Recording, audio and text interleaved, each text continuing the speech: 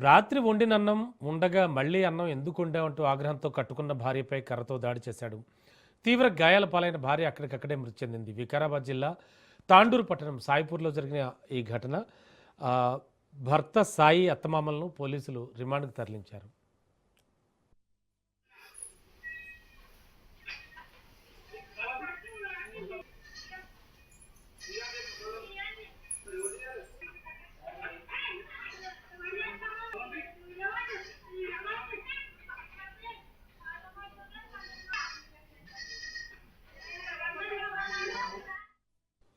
రాత్రి వండిన అన్నం ఉండగా మళ్ళీ అన్నం ఎందుకు వండావని ఆగ్రహంతో కట్టుకున్న భార్యపై దాడి చేశాడు. తీవ్ర గాయాల పాలైన భార్య అక్కడికక్కడే మృతి చెందింది.